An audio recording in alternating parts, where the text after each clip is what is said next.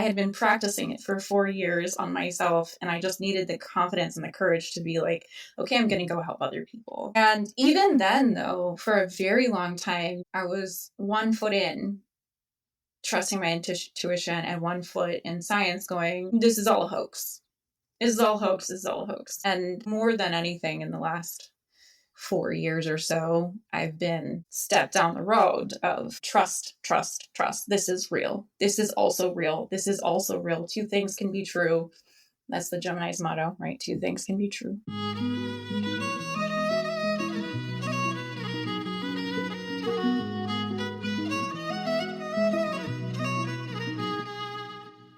Welcome to the Feminine Alchemy Podcast, where we explore the truth about the feminine, the peaceful, the wild, and the visceral.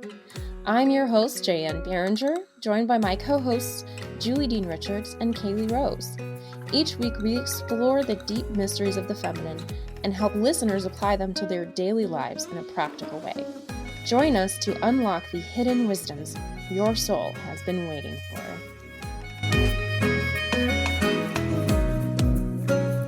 Hello, everyone, and welcome back to another episode of Feminine Alchemy. I'm Julie Dean Richards this time because we are doing something really, really special, which is this is Jaye Anne's birthday episode. Woohoo! June 8th, one of the best days that ever was, is the birthday of Jaye Anne.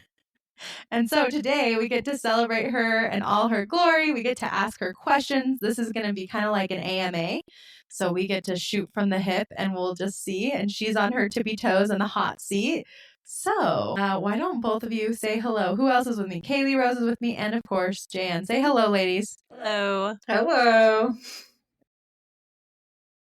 I'm here. You are here. This is very fun for us to kind of reverse some of the roles and be able to chat with Jaye Anne. But we always have a get to know you question. So I think our get to know you question, well, for me and Kaylee will be, how did we meet Jaye Anne? And maybe one thing we really like about her. And Jaye Anne, you have to tell us one thing you like about yourself. Oh, challenging. The hardest question ever. I'm like, I gotta watch what I say for next month. But this is the one. This is the one. I'm the only person who's safe because my birthday is past this year. But next year. So Kaylee, how did you meet Jaye Anne? And tell us one thing you love about her. Yeah, you brought up that question and I was like, man, wait, how did I meet Jaye Anne? I'm pretty sure through Allie Doucette, online. And I don't think we interacted very much until I started working a little bit with Allie, and Jaye Anne got to interview me to see if I was a good fit for the position. I did do I think I brought it up in the last podcast episode, but I did do the healing the food. I always forget what you called it. Healing the food. The food wound. Because it was wound. There we go. I'm obsessed with, food and why we're hurting ourselves. So I was like, you got to do this thing. So yeah, I invited you on. Mm-hmm. Yes, and that was fun. I think we just kind of circled around each other on the internet for a while, and then everything started coming together for this podcast, and here we are. And something that I really love about you, Jaye Anne, is there is this insatiable curiosity that also just feels really cool and down to earth. I'm super curious about all the things, and I'm not gonna jump on you trying to get the information. I'm just gonna be relax and hang out and receive the information. Which I think is so fun. Thank you. You're welcome. I love that. I love that you, now I'm sounding like Jaye Anne. I love that. Jaye Anne loves many things. And it's so funny that both of you worked with Allie. The really funny thing is Jaye Anne found me, actually, which was so funny because, like Kaylee, we have mutual friends. We have so many mutual friends, but we had never met via the internet. And all of a sudden, she just popped up and was like, hey, we should be friends. Allie said we should be friends. Let's be friends, basically. And I was like, okay, I like to be friends with people. I like you. And she was like, great. I think I need a co-host and I think you should be my co-host. And I was like, okay, that's also great. And I got to watch her do. If people don't know, everyone should go to Jaye Anne's Tuesday live. She pulls cards for people. She has inspiration. She's super awesome. I went to one of those and I was like, oh, this girl's cool. I like this girl. And our friendship bloomed really quickly from that. We also bonded a lot over our witchiness. And I love that. That's one of the things I love about Jaye Anne. One of the things I was going to say I love about Jaye Anne is I love that she is so sassy. She has like her own little sass. Like I love like the funny, hilarious, like I'm just gonna poke you a little bit, or like, I'm just like gonna poke around and like make you laugh and say what it is. And I also always love that you're just so you just get it. You always like get it and you're down to earth and like you understand. And so I really love those things about you, Jan. I think you're a great co-host. But now it's more exciting because you get to tell us what you like about yourself. Thank you. Thank you for that, Julie. I think it's really funny. It's really funny because I was just reading, watching, listening to, editing the most recent episode. And I was like, man, I really say I love it a lot. Like a lot, a lot. You brought that up. I was like, man, I guess I say that a lot. So I like that I'm extremely flexible, like mentally flexible. Physicality has nothing to do with it. But I like that I'm really good at having two ideas at once. And I spent a lot of time honing that skill and still having strength and boundaries. And so that's something that both a gift that I have, but also stuff that I've worked on to like improve upon that. So, and I like that I'm very closely connected with Lilith. That's a great thing to like. The connection to Lilith and also the flexibility is amazing. And we all know you're amazing. So we're really excited to get to dig into your story a little bit more. And I know a lot of people have heard at least a little bit of your story. They've heard on episode 1, we all kind of talked a little bit about who we are. If you haven't heard it, you can go back.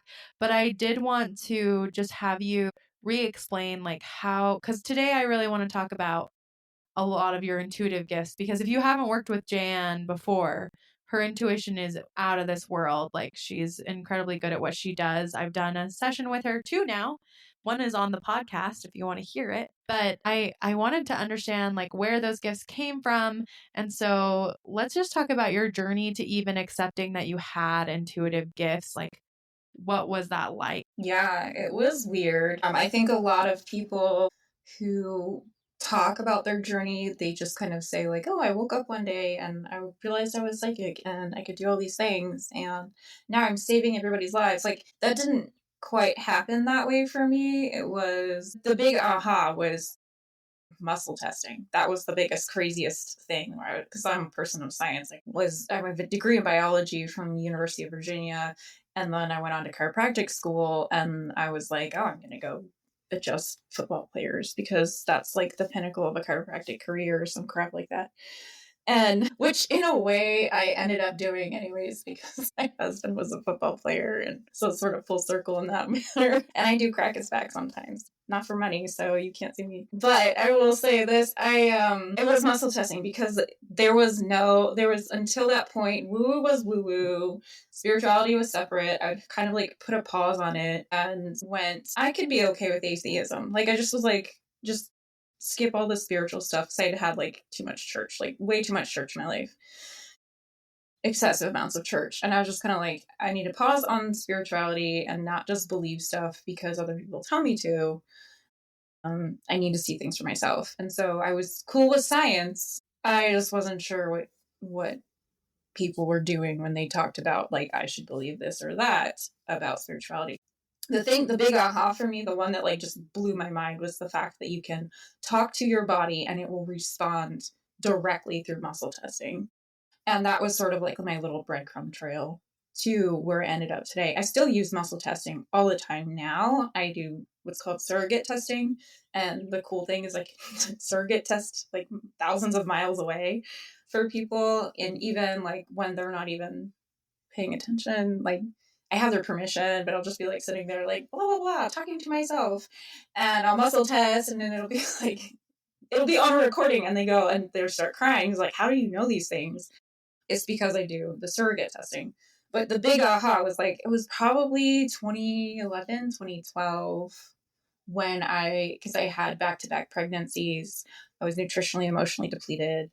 I was exhausted and I didn't know what I believed in. I had no sense of self. And I talked a little bit about this in the self care episode, but I needed a lifeline that I could connect with, something that was tangible and didn't have any judgment attached to it. That was the most important thing. And so the muscle testing really helped me take those little tiny steps of, okay, let's muscle test acupuncture points. Like, I can get behind the idea that, we have these meridians in our body, and if it's blocked, then we can find out through muscle testing in the body. Okay, cool.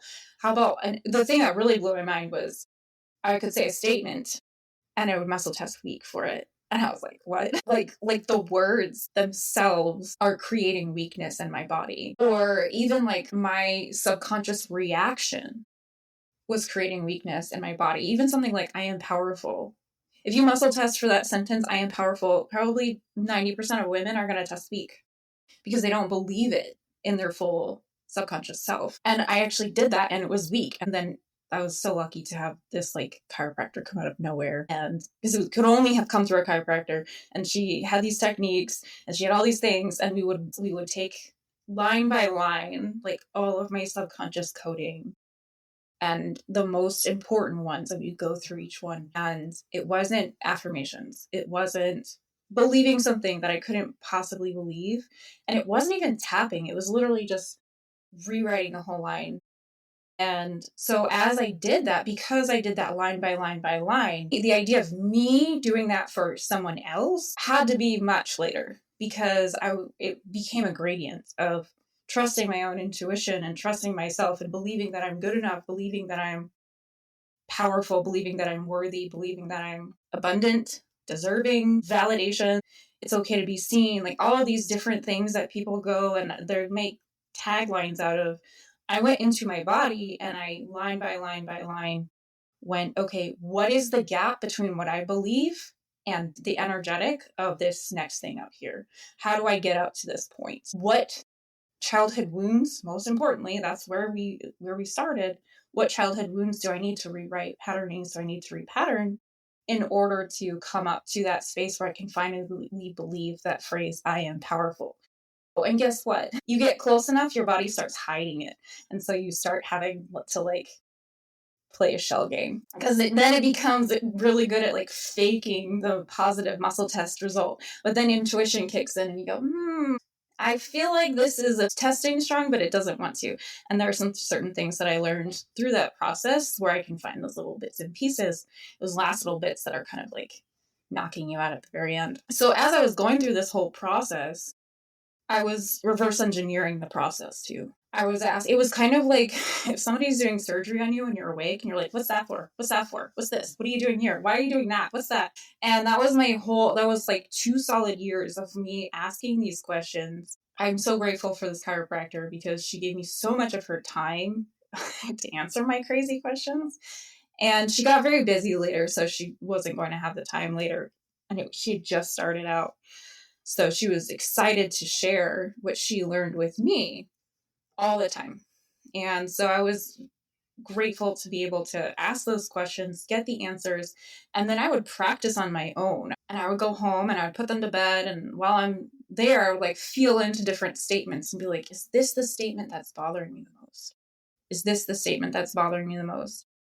And I would find all these things, I would write them down, and I would take them to the chiropractor. When at some point, though, I would take them to her, and then she would go, no, you're testing strong for these. And I'm like, did I lose it? Something?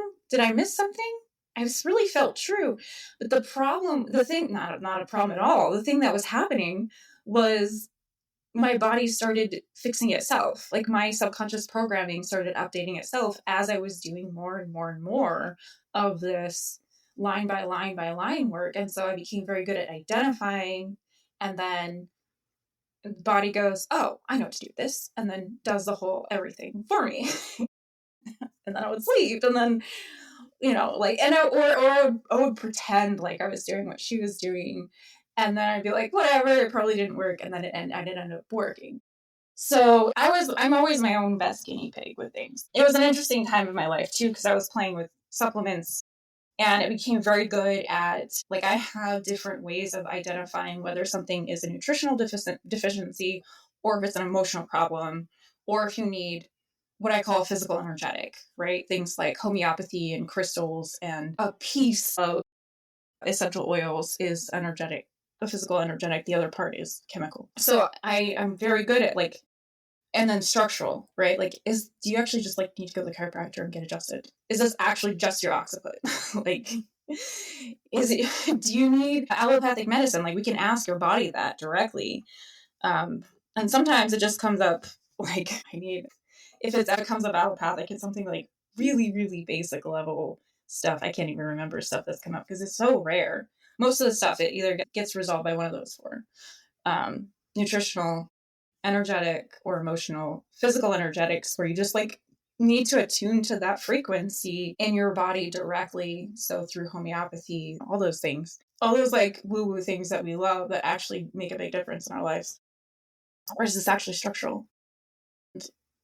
That's like the process that I've honed and worked through for a long time. Now, I did an interview. Okay, hold on. I have to find out if this is the right time to say this. Yeah, it's probably fine. So from the time where I was, like, just working on myself to the time that I started going, oh, maybe I can help other people, it took about, let's see, it was 2015. So, like, 3 or 4 years of me working on myself, working on my kids, working on people's animals sometimes, going, does this work? It's just like curiosity and playing. Because at the end of the day, it's possible that none of it is anything, and I'm just like thinking in my head too much, right? Like, that was the kind of the play concept, is like, I'm connecting with something. Also, I'm probably just, saying stuff in my head that doesn't mean anything, right? That was back then, though, way back then. But in April of 2015, I did do a plant medicine journey with a shaman. Always with a shaman. Never ever just, like, go in your basement and drop acid. Like, bad idea. Do not do that. Do not do that. Bad for your energetics. Bad for your physicality. Just generally bad. And I was terrified 2 weeks beforehand. I was like, this isn't going to do anything, or is going to, kill me, swinging back and forth. It's going to do both of these things, right? Because ego death is, like, always terrified. And the very first night, nothing happened. I saw no things. I did not throw up. I just sat there and listened to the shaman kind of do his, like, hummy thing. And at some point during the night, he's like, man, the medicine's really gentle tonight. Because it wasn't just me. Everybody was very, like, okay, what's happening? Nothing's happening. Did we get bad stuff? Like, what happened?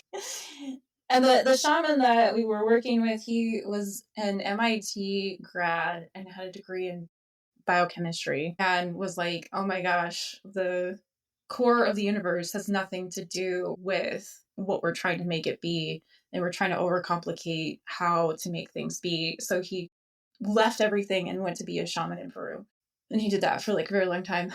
And then he did the journey that I went on. So he was both worlds, right? Also, which was, like, super perfect, and which is why he was able to talk me off the ledge of, this is not a good idea for me. Like, he was like, what does your muscle testing say? I was like, to do it. He's like, well, then maybe you have your confirmation there. And then the second night, there was this really cool moment of me clearly overthinking stuff. And I'm this goddess sitting in a lotus flower, and I've got these huge bangles, like hundreds of bangles on my arms. My hair is, like, poof out of the top of my head. I've got all of these eye tattoos all over my body. And I asked for the helper because I kind of lost myself in the music, and I was like, I can't find my body. And the helper comes by, and she's like, what's wrong? And I was like, I just need you to touch right here. And she's like, okay. And I was just like, and I could hear, like, all of my earrings jingling as I moved my head, and it was like, life is so hard. It's like so hard. And she's like, your mind is effing with you. And I was like, yeah. And then after that point, I was good. And I realized the cognitive dissonance that I was having is like, I'm in this really cool position, but I'm complaining about these little tiny intangible things, or I'm afraid of these things that are really not the point. And so after that, I was able to like receive a download, which is like probably the only way my brain would have wrapped my head around it. Receive a download on how to heal people, which was the gateway drug to me actually doing what I already knew how to do, right? Like I just already knew it. I had been practicing it for 4 years on myself, and I just needed the confidence and the courage to be like, okay, I'm going to go help other people. And even then, though, for a very long time, I was 1 foot in, trusting my intuition, and 1 foot in science going, this is all a hoax. This is all hoax. This is all hoax. And so that's probably why I've had multiple different types of real world jobs for such a long period of time, because I didn't trust my intuition. I didn't see it like I saw, the house down the street. I didn't see it like I saw a tree out the window.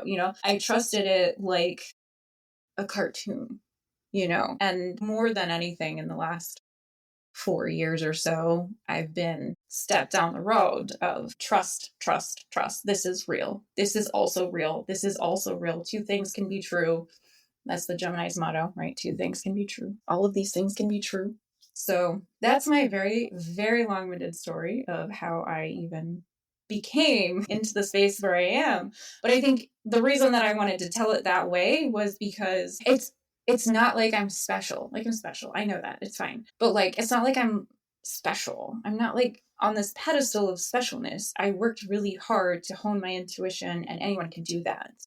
Just keep going. Just keep going. Just keep going. So, did I answer your question?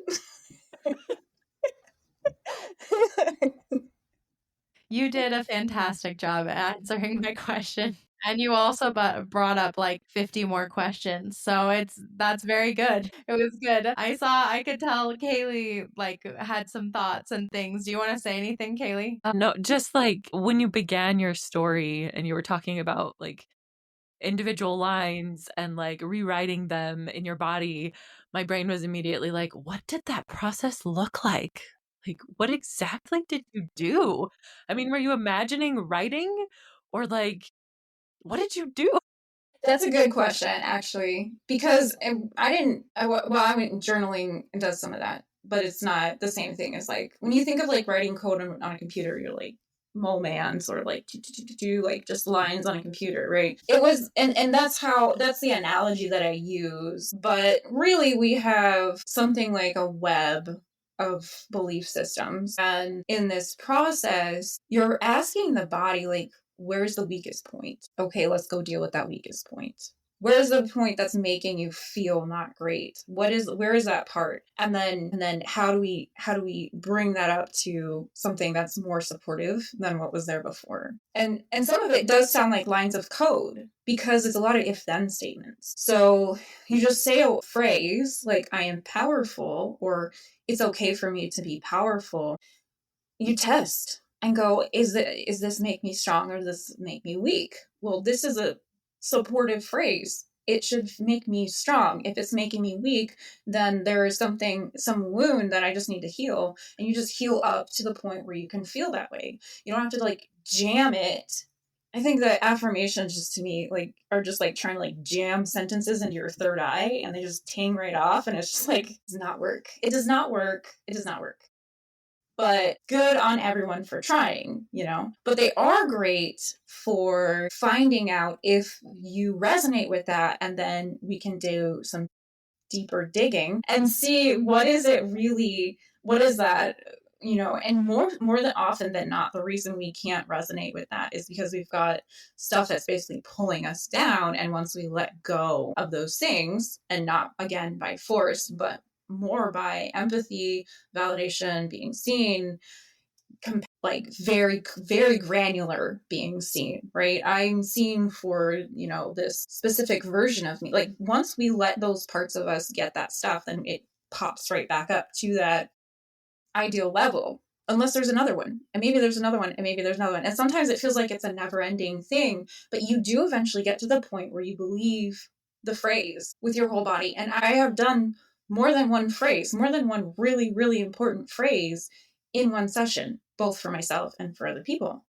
So things like, it's safe to be loved. It's right to be loved. It's good to be loved. Like, you go through all of these things. I'm worthy of love. I'm worthy of unconditional love. Oh, sometimes we have to rewrite the word unconditional love because that has like human conditions often put onto it. This is my unconditional love for you. Okay, humans aren't really capable of unconditional love because we are humans in a human body. The spirit going through is so we can love unconditionally, but we can't really take action. And that's how the humans feel the unconditional love from other humans. But what we do is we fill in the gaps of love without conditions, love without strings, love without any kind of like requirement, right? And then we can start to rewrite that word unconditional love. But we have to rewrite the feelings around a lot of phrases. That's what that process looks like.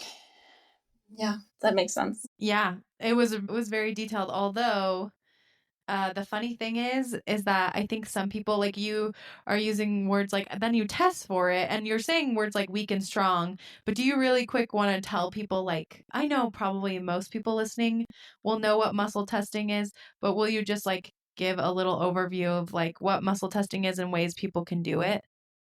Yeah, it's super bonkers. I still struggle to believe it, but I've lived it so many times and had it been super accurate, more accurate than like blood testing for a lot of things, that I rely on it for everything. That and my intuition, right? So intuition, people who don't trust their intuition start muscle testing because you're going to feel that yes or no before the muscle test comes through, and then you're going to know a lot easier when you're intuitive, especially if you're a generator or mani-gen. So all that say, when you challenge a single muscle, an actual muscle, it is also the culmination of all of the energetics in your body. So I use my index finger, and it's a lot easier to see if you're watching any part of the video. But when you push down and you are at the same time pushing up with that finger, and you just kind of go, okay, this is strong. The craziest part is the no. The craziest part is the no. So if you go, okay, my name is Jaye Anne. Okay, that's strong. My name is Kermit the Frog. It's going to make it weak for a split second, for the very split second that you push it down, and it's going to go down, and you're going to have trouble keeping that finger, or sometimes people use their whole arm, have trouble keeping that muscle tense. Now, it doesn't work when you use complex muscles because other muscles will start to compensate for that. So you want to test a single muscle. Most people will use the pinky and the thumb testing, but you have to use two hands for that, and it can get really rubby. And so whatever, you will, like, if you've ever done sign language, it's like if you're making an R in sign language and you're pushing down with your middle finger on your index finger, and you're pushing up with your index finger. And so you would say something like, or so you say, okay, like, my name is Jaye Anne, it's strong. And then my name is Kermit the Frog, it's weak. I will do this with acupuncture points. So the lung point is like right in the front of the armpit. So if you're having issues with grief and sadness and yearning, that's going to test weak. The lung point is going to test weak. So you would test, okay, it's strong like this. Okay, and now I'm touching the point, and now it's weak, right? And that tells me, okay, there's something going on with the lung. What is it? And then we go and find out, is it emotional? Is it energetic or physical energetics? Is it structural? And we keep going that deeper dive. But basically, if you read the body code, it's a much better explanation of how muscle testing works and why it works and proof that it works. One of the best things that Dr. Bradley Nelson. So I taught childbirth classes, so I always think of Dr. Bradley as being that guy, but he's Bradley Nelson. One of the greatest experiments he would do is he would have like gobs of people in an audience, like maybe like 300 people, and he would put unmarked envelopes. They were both white powders. One was organic vitamin C, and the other was, I think, Splenda or something like that. And they weren't opening the envelopes. No one was even looking at the powders. No one was smelling anything. They literally took the envelope and put it to their chest, and they would test. 100% of the people who had the vitamin C would test strong. 100% of the people who had the Splenda would test weak. So they would put it in their chest and they would muscle test. So even just the energetic of something, a food for consumption being in your space will change the weakness or strength of that muscle. Baffles me. But that is how I changed that's how I lost 35 pounds sitting on the couch, by the way. When I was going through the original stuff, was I took the entire pantry into my chiropractor and I said, which foods should I be eating and what should I not be eating? And she tested me for every food that I was eating. And I had a pile of foods that were not right for me and a pile of foods that were yes for me. And I'm telling you, I lost 35 pounds without actually exercising. Like, I was adrenally fatigued. There was no way I was exercising. I did not cut in calories. I didn't care about calories. It was like, eat as much as you can from these foods. Don't eat these foods over here. And I didn't eat those foods. And even when I went to pick up the box of no foods, I could feel my whole body go, oh boy, I need to sit down. It was crazy. But yeah, it was such a clear distinction of like, this stuff works so well because you're literally just asking your body if this is good for you or not. There's no thought process in it. There's no ego in it. And there are a lot of foods in the no pile, like coconut, that were surprising, but that was temporary, right? And on top of that, like, you can heal your gut to be able to handle stuff that you like. It's just like, okay, I don't need this for a season, or I really need this for a season, but probably not much after that, right? Like, this is a dynamic process. We're a dynamic human. So I'm always muscle testing and saying, like, do I need this food? And do I need that food? Do I need this food? I don't do it as much as I used to because I just eat whatever I want now. That's a story for another day. Which is probably why I cannot figure out how to lose weight again. I know exactly what you need to do, but I'm just not doing it. It's fine.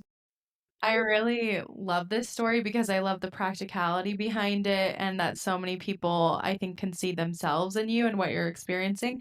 But like, what an amazing tool, because we haven't talked extensively about muscle testing on this podcast yet. So it's been really cool to hear, how it all worked for you and how, it really changed your life.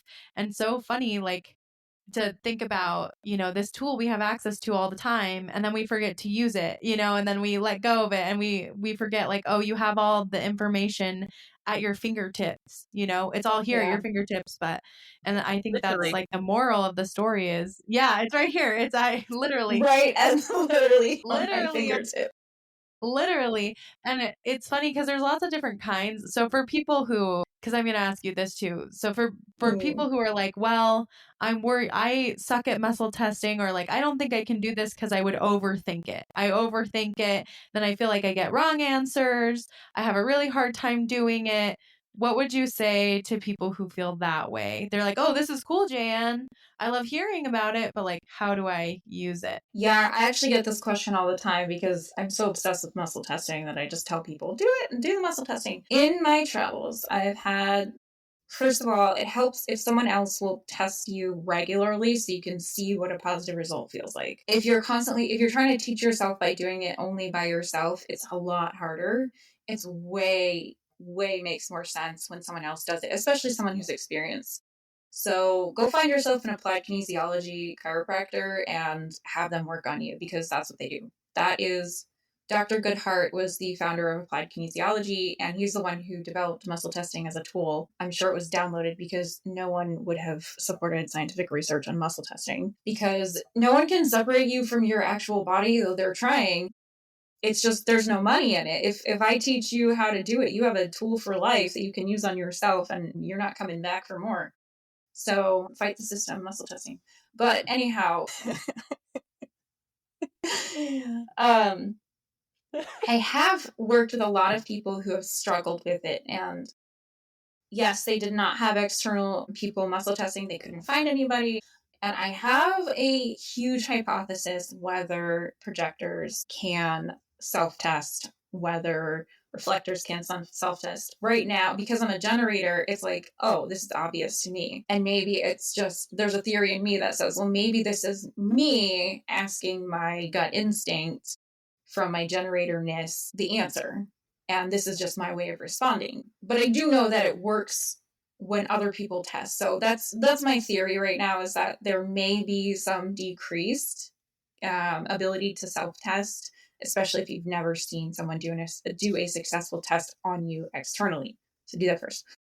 But for people who are not generators and manifesting generators, that's my hypothesis. I don't think it's completely correct. I really don't. I think there's a piece that may be trickier for people who are that way, but I also think that, yeah, I do think that most people can self-test. The other thing I want to say is, it just went right out of my brain. Okay, yes. There's something called switching, which is like way higher level stuff, but barometric pressure can start to muddy the waters with your energetics. So you have to like make sure that you're like super grounded and have your K27 points on point. Then on top of that, some people have issues like extra layers of external trauma that sort of preclude that. And so like I've worked with people who have had that, and then they can go ahead and test. That was a long-winded answer and really, really nuanced. So hopefully that made any sense at all.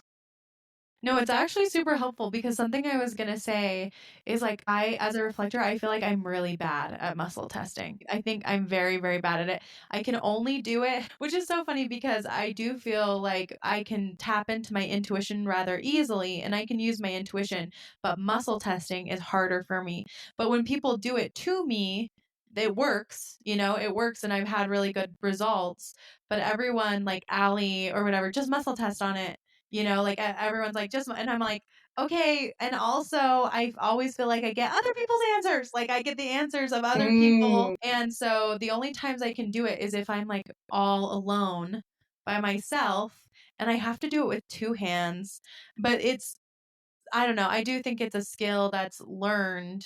You have to learn to, because I do feel like, I don't know, lots of times I think my ego gets in the way of it, or if someone else is there, the performance piece gets in the way of it, or my reflectorness is taking them on in some way.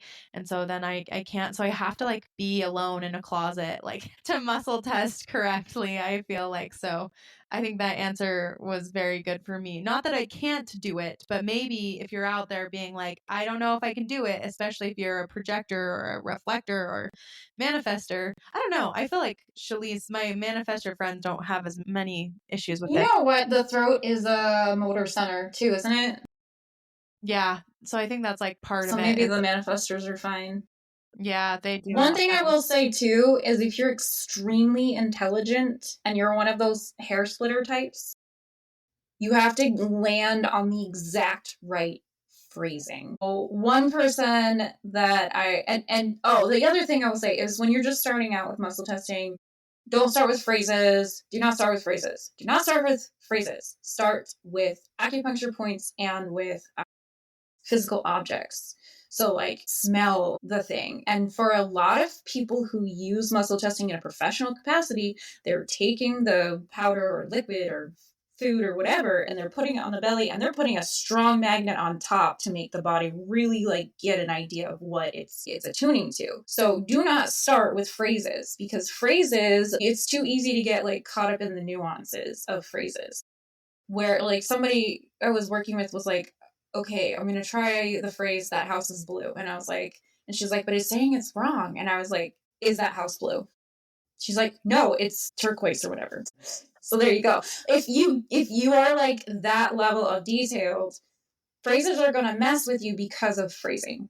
So start with physical objects. Start with acupuncture points. Like acupuncture points are gonna be probably the easiest thing to work with because you just touch your body or muscles and be like, okay, how about this muscle?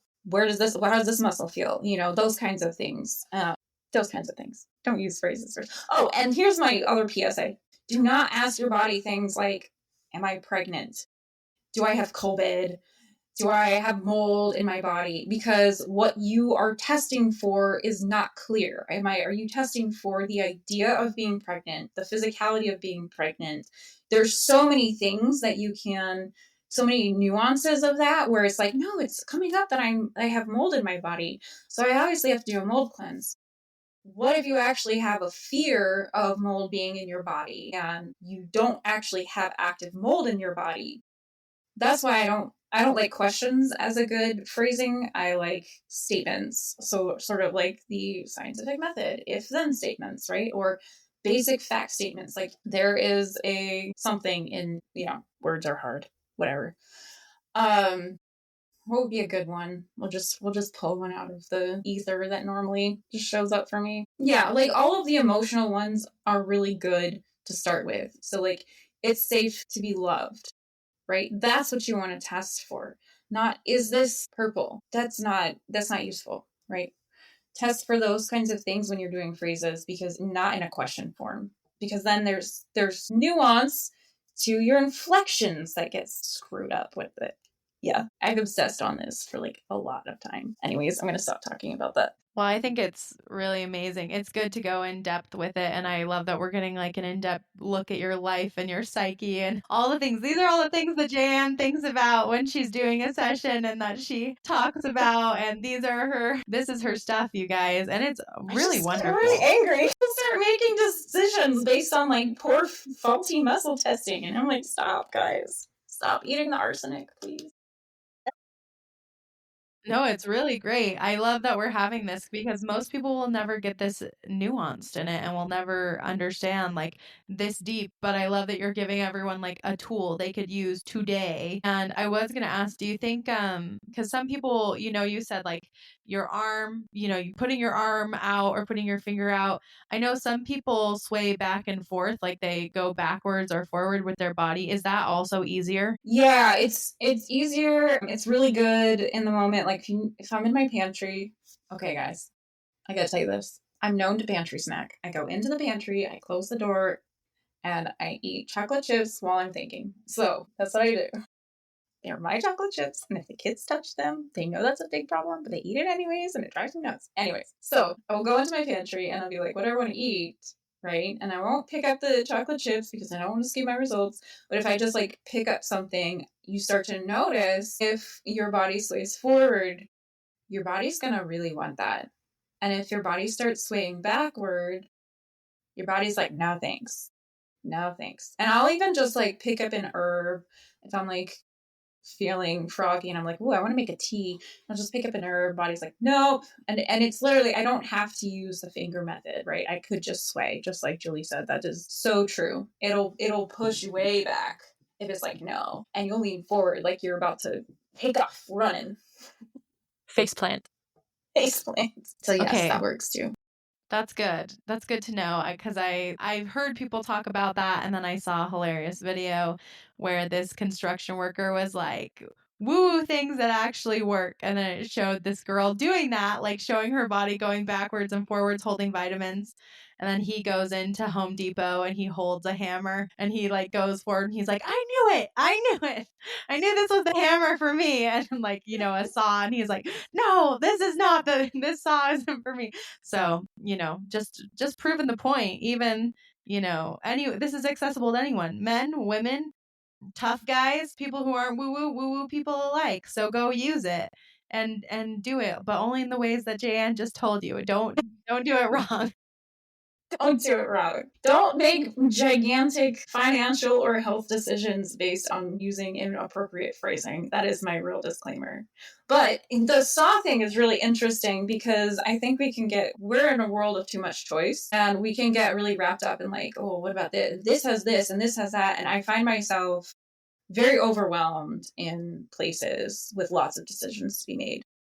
So if you pick like 3 things and you pick each one of them up like in the store, it doesn't matter what you're buying. It could be a shirt, but like your whole beingness, like your truest identity, your authenticity is coming through when you are using muscle testing. You can't cheat the system that way unless you're trying to and you're like, no, I'm gonna lean back. And it's like, okay, well then you're not surrendering, do something else. But if you're like, no, this shirt like really speaks to me, but I feel like I shouldn't have it for whatever reason, you can put that shirt or, saw or whatever it is in your space and lean forward. If you lean forward, you're like, okay, I'm going to trust that. I'm going to really trust that. And it's like a minor internal, external validation that, like, yes, your intuition is correct. But yes, I love that. I love that with the saw and the hammer. That's great. I do that all the time. Well, it is so great too. And it also brings up a point you and I have talked about before. And I think this goes along with a lot of what you do because, you and I talk about manifestation a lot. We talk about money a lot, all those pieces. And I would love to talk to you about the money piece just a little bit. But about this idea, like when you're talking about that shirt and like, oh, I can't have it. And usually the reason you can't have it is because of the price, right?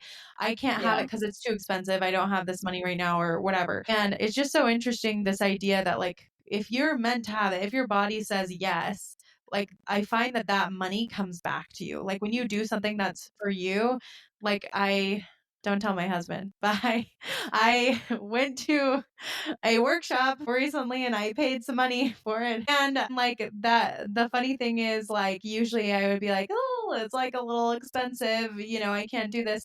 But literally immediately, as soon as I bought it, the money came back to me that fast. Someone bought a session and the same amount of money just came back. And so it's interesting to bring up this concept of, like, your body really does know best, even when it comes to financial stuff.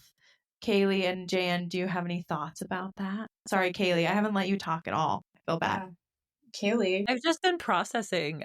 This is super fascinating. I've had my own thoughts and experiences with muscle testing, but it's been fun to listen to Jaye Anne. And so, like, I'm not offended. I'm happily just kind of hanging out. I love it. Oh, there it is. I said it again. My gosh.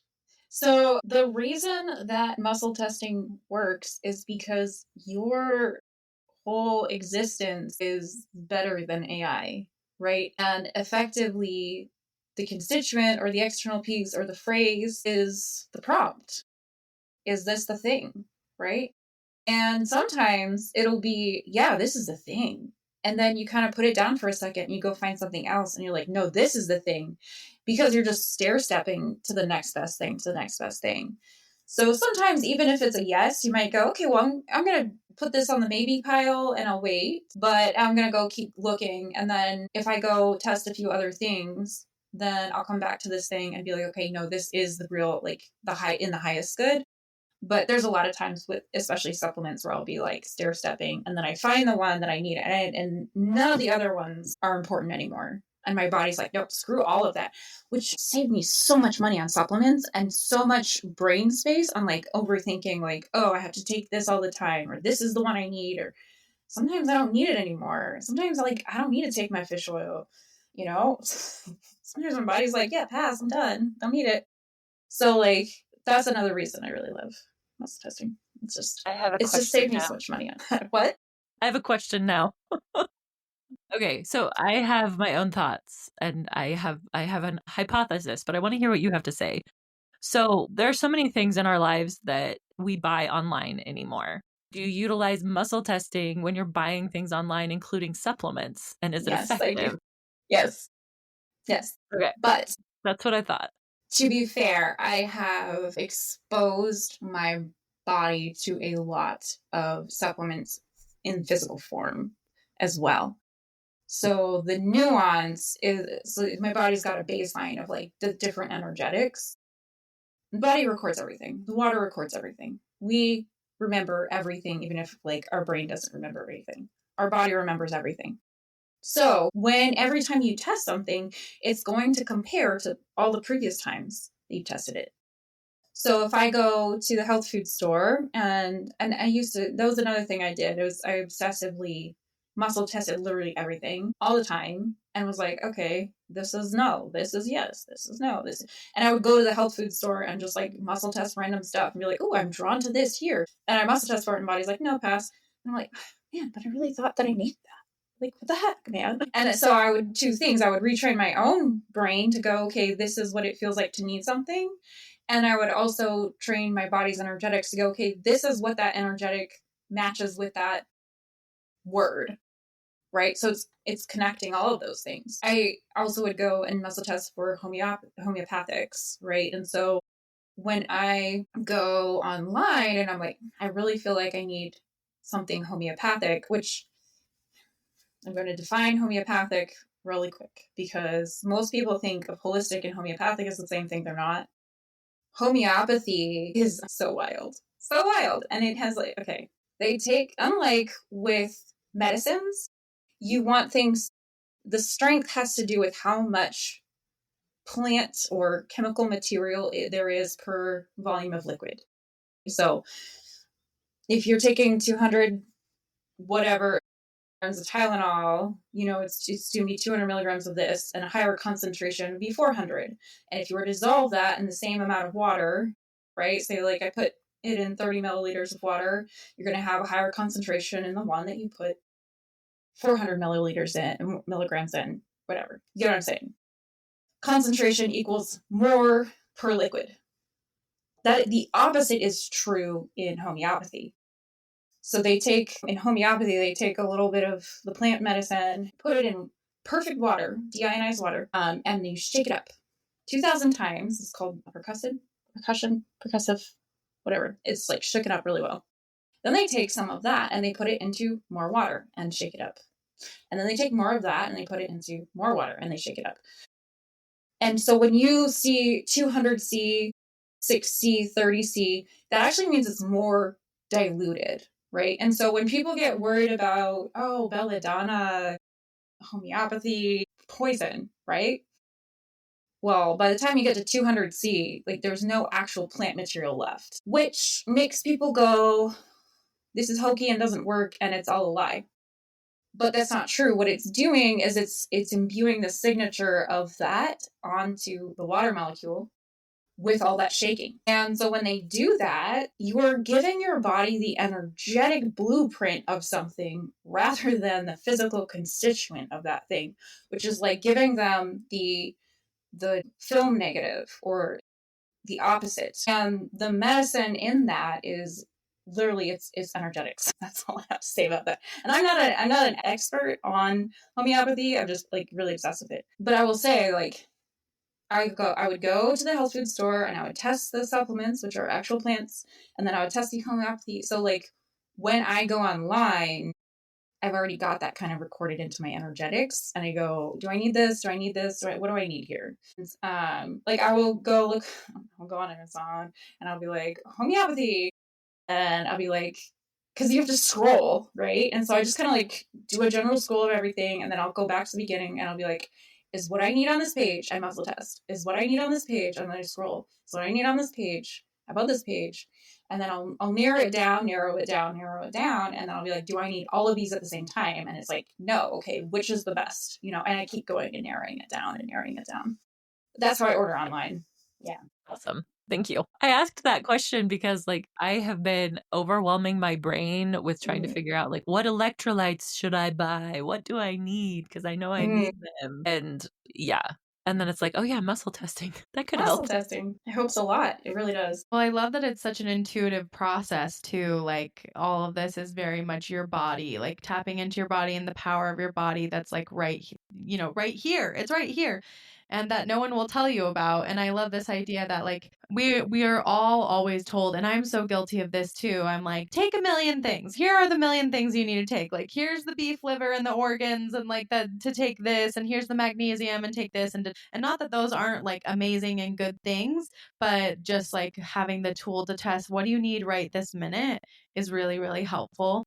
And my sister actually, just to comment on the homeopathy piece, she's a nurse. She loves homeopathy. She like wants to become a homeopathic nurse because it's changed her life dramatically. And it's funny because her and her husband are both nurses. He just trusts her now because he tried it. He was like, I don't know what this is. This isn't what we learned in school. This isn't scientific or whatever. And then he got sick and she used it and it worked so well, and it's worked ever since. It's been so helpful for like everything, like depression and menstrual cramps and getting sick. And now she like swears by it. I'm always like, what homeopathic, Emily, please tell me. Tell me the magical things. And so they really do work. And you can find so many case studies of them working in lots and lots of countries. India is a prime example For homeopathics, that's pretty much all they use. And they are able to use, like, get rid of so many illnesses. People wouldn't think that, but just by using homeopathy. There was another case study that was done, I think it was in Central America. It might have even been Cuba, where they had a huge outbreak and they used homeopathy instead of other like methods to quell the outbreak. And they had huge success. Like the World Health Organization took note because they were like, holy crap, how did you do that? And they were like, well, all we had was homeopathy. This is all we had. This is what we used. So people get really down on it because, you know, we're like double blind, placebo. This is like my researcher coming out. I'm like, listen over here. Like everyone's like, why don't you have your double blind placebo trials? And I'm like, listen, honey, most of the stuff that you use never had a double blind placebo study, regardless whether that or not that's like a vitamin, a medicine, allopathic, homeopathic. I promise you, like most of what we use is never, it's so hard to do a double blind, randomized placebo study. Like it's incredibly difficult. And so, and also like trust your intuition. It's okay. If something works for you, it works for you, because people will also be like, oh, that's anecdotal. It's just anecdotal. It's just like a story. And I'm like, your body is not a story. Like your story matters to you. Like maybe you can apply it to everybody, but your story matters to you. And how many else, everybody else's stories, like how much has that impacted your life? So much that you listened to someone's story, you tried something and it really did work for you. So yeah, maybe you can't prescribe for other people, but guess what? If it works for you, it works for you. So sorry, that's my little soapbox. 100%. No, I'm fully on that soapbox with you because, like, the good thing about them is they're inexpensive. They're literally inexpensive. Homeopathy, like, what, $5, $10 for a little thing of sugar pills. And anything that had the kind of efficacy that homeopathy has in the medical world would be thousands of dollars a month. Thousands of dollars. But because it's been so poo pooed as being ineffective, because anyone could make it, right? Like you can go find the ingredients and shake up the water if you wanted to. Anyone can make it. It's literally not that hard, and it's important stuff. It's super effective. It's so wild to me how it even came about. Like the guy who developed it was like looking at malaria and quinine, and was like, quinine makes similar symptoms as malaria. So if I give quinine to people with malaria, but it's not as strong, right? And so his concept is like cures like give the body what it needs to do, like what it wants to do, and push that process through rather than trying to make it stop.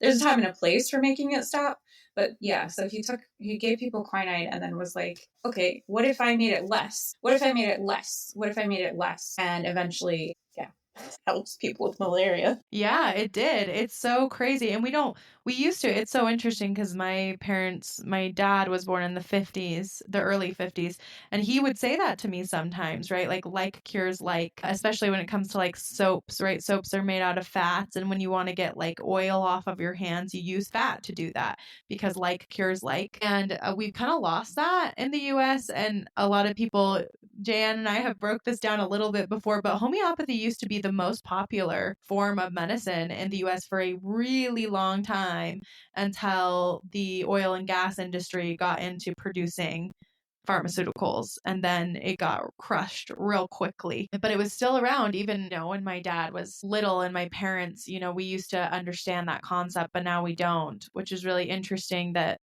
you know, we love to stamp out things instead of like letting our body do its job. And so I just think it comes back to like this point of like your body is so smart and it can do its job, and it's really good at doing its job if you just give it the tools to do its job.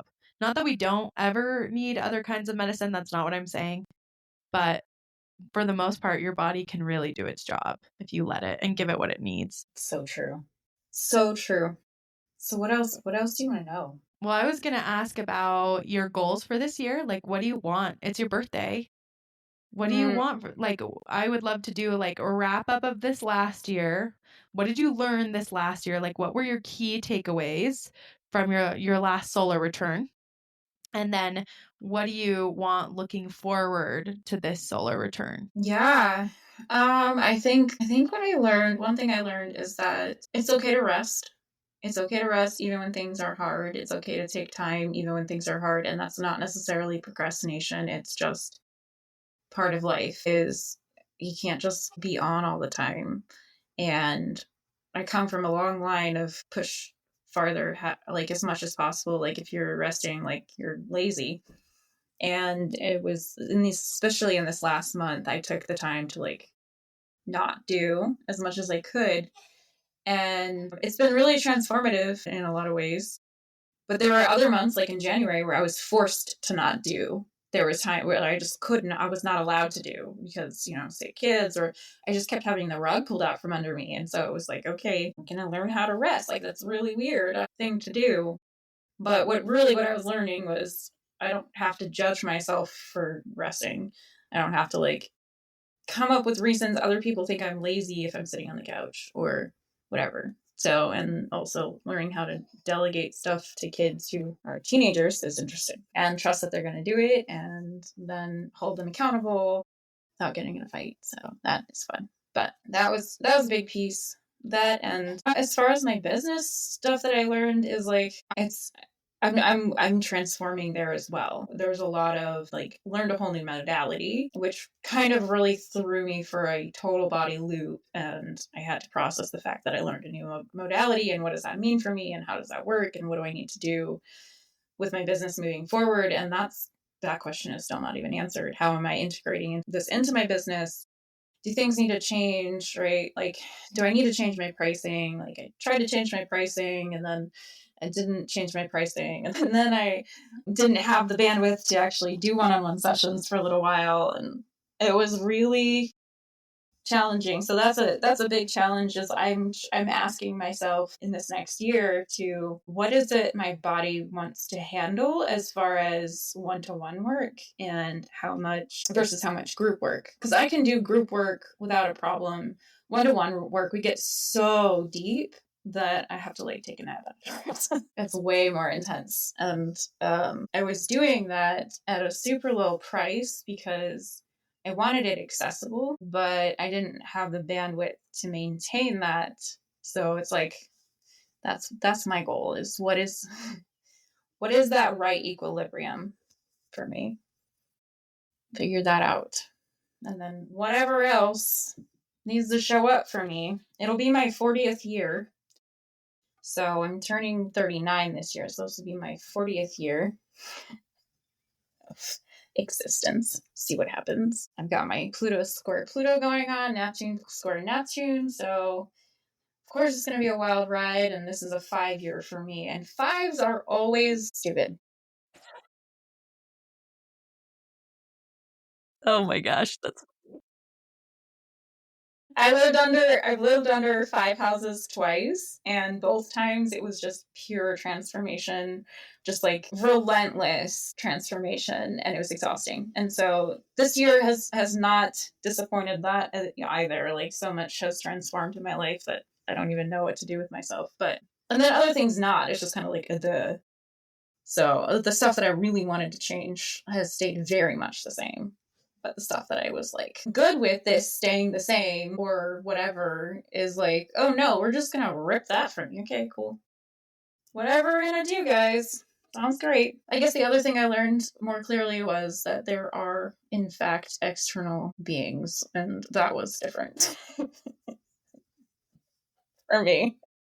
I've always just seen the idea of like ghosts or things in the spiritual realm as being more of a projection of our own psyche than anything. But no, I got some very clear awareness that it's also external. It's another processing point for me. And so I was like, okay, then maybe I do my new types of boundary work. That's super fascinating. Well, the reason I'm looking at this right now is because I pulled your solar return up. I was wondering if you were doing that. Yeah. I saw you looking down and I was like, uh-huh. Yeah, I think I had a Capricorn rising last year, which I thought meant it was going to be all about business. And that was true, but not true. It was It was kind of right. Because I started with this stuff with you guys, and right? Yeah. Yeah. Yeah. The I funny think I have thing higher is, expectations for my astrology than my astrology has for me. that is hilarious. Well, I Tell also me. wanted to pull up your annual perfections for this year. Profections for this year. Because it's funny because you're like one step. So it is a year 5 for you in numerology, which if people don't know, the year 5 is like all about the unexpected, which is like kind of fun. So like it's very much like you're zooming through, like things are getting thrown at you that you don't understand. It's also a very sensual year, which is kind of fun. Like your 5 senses, more of that like physical flavor. You just can't predict it. It's like Uranus energy. So it's a great time to be your own self, like your true self if that's your deal. But your annual perforations are actually they also follow your birthday. If people don't know, I have videos on this, okay? You can go find them. But this year is a 4th house year for you, Jan. The 39 is the 4th house. So it's very interesting because it's like home and like unexpected stuff bursting out. Because the year 5 is very much like bursting out. It's more forward. It's much more focused on like outward. But also your annual perforations is a 4th house year, which can be more about ancestry and your roots and finding your roots. But the reason that that's important, actually, what we really need to do is we need to find who is your Time Lord this year. That sounds so weird. Whenever I say it, people are like, The "What's Lord. your Time Lord?" It's Sounds like basically Doctor like, Who up in here I now. know. Yes, it's a timing technique, but based on your annual perfection, we can figure out who is in charge of you this year, what planet is in charge of you this year, and then you keep, which for you is actually going to be Venus. She's going to be in charge of you because your 4th house is Taurus. So Yes. at least in whole sign, and it's a whole sign technique. So yes, this year Venus is in charge of you, and also some of the themes about ancestry and the home, but also themes of like the unexpected. We don't know what's going to happen, which is kind of exciting, of an exciting outward physical year for you. Yeah, I'm here for it. That sounds like a very strange mix of things, which is appropriate for me. Very strange mix of things. So looking at your solar return, I'm going to show it to you on here, and you guys can see Mhm. it a little bit. But um so for people who don't know, solar returns are your yearly chart. They are from birthday to birthday, or around your birthday to birthday. They're when the earth returns to the place that it was exactly when you were born. That's what makes the chart. And they tell us about our year. The way I did Jaye Anne's is a little different than some people do solar returns. I used her natal birthplace, which is a more old, again, I'm a traditional astrologer. It's a traditional technique, is to use the birthplace. Some people use the place you have your birthday at, like where you are on your birthday, to pull I'm this. an hour from where I was born, so it's not going to make a difference. It's not I'm going to not make going that. anywhere. It will change the angles a little bit, but it's fine. Yeah. But this year you have a Leo rising. Oh, interesting. Mm-hmm. So fun and creativity. You do have Mars in that 1st house. You've got a T square. Sorry, people listening, you're gonna be like, "What?" I'm saying this fast for you because you'll know what it means. But I'll Mm-hmm. explain it for them later. You do have like a T square, but you also have this lovely little arrowhead with Venus at the top. So Ooh. Venus, Pallas, and Jupiter and Mercury. The biggest thing on your chart that I'm noticing, this is the best. I was like so excited when I saw this, was you have Jupiter almost exactly in an apartheid conjunction with, which means within 1 degree of, Mercury this year. They're conjunct, super conjunct in the 11th house, which I super love. I love that this is what's happening for you. So Jupiter conjunct Mercury, 11th house. Great stuff for social media and our podcast and your connections. And you also have the sun in the 11th in Gemini. Love that. Great. Again, great for technology, teaching, communicating. You're going to be doing a lot of chatting this year, talking about all the things you learned, making friends. You've got Venus in Taurus. Love that for you. In the 10th house. Love that even more for you. Uranus is also in your 10th house, so watch out for that. But exciting, possibly quite exciting. But the great thing is he's supported. He's got a lovely little sextile from the North Node and from Saturn. So You have a really exciting life. Saturn is supporting Uranus in your 10th house. Your North Node is in Pisces in the 8th house. So we're digging deep this year. You've got a Scorpio moon. Ooh la la. Interesting.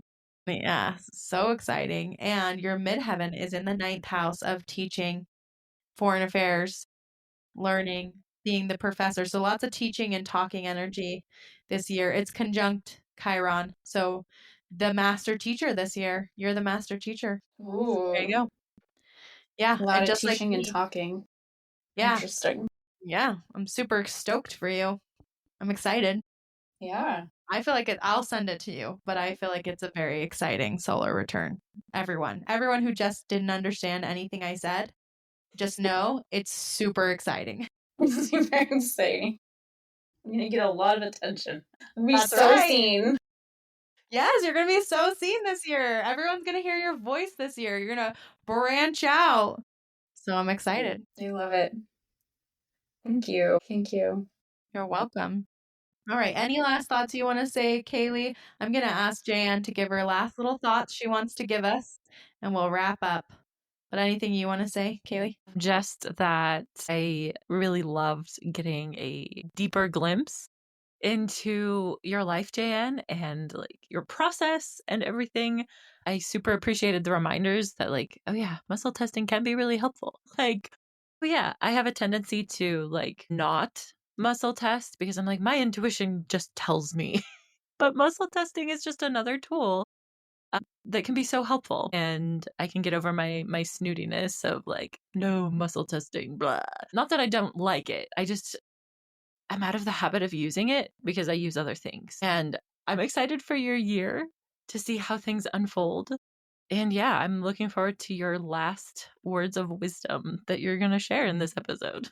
Oh my gosh, just so much pressure. Thank you guys for all of that. This has been so great to hang out. And I mean, we're starting this off with me actually feeling seen, which is so cool because there's all this stuff that I've wanted to say that nobody asks about. So thank you for asking. I guess my last words of wisdom is I have no idea. Be yourself, guys. Just that's all. Just do the things. Be yourself. Be a weirdo because it's freaking normal to be a weirdo, and everyone else thinks that it's weird to be a weirdo, but it's actually normal because there's no other way to be than who you are. Otherwise, you're just being not you, and you're not actually being anyone else, and no one's gonna like give you any kind of accolades for faking it. So just stop. Just stop. And it's totally like, I don't care. Like, I have spent much of my life removing myself from things that I invested so much time and energy in because it was no longer in alignment. And being okay with that was like step one. And especially as I went down this trail of going into the witchier woo woo world, like all of my belief programming that I was given in the way too much church that I had in my early years of life, I had to like separate myself from that, all of that, those beliefs, because it was scary to go down this path, but I felt like it was so right. And that was the feeling I was starting to follow. And that's the feeling you want to follow. It is not, I'm going to think about like, this is the kind of person I would like to be. And this is how I want people to perceive me. Like, just feel it. Do it. Go lie on the sand in the sun or in the dirt in the sun and drink some kava tincture and you will like feel everything in the earth. Like, just do it. It's a beautiful experience. Go camping, like do naturey things because it'll help you remind you of who you're supposed to be instead of who you think you're supposed to be.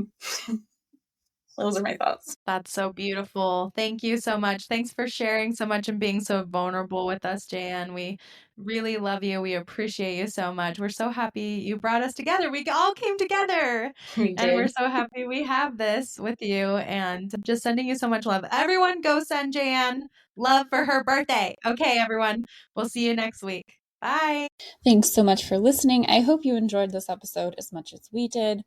Please make sure to give us a 5-star rating wherever you are listening and share with someone you know. See you next week.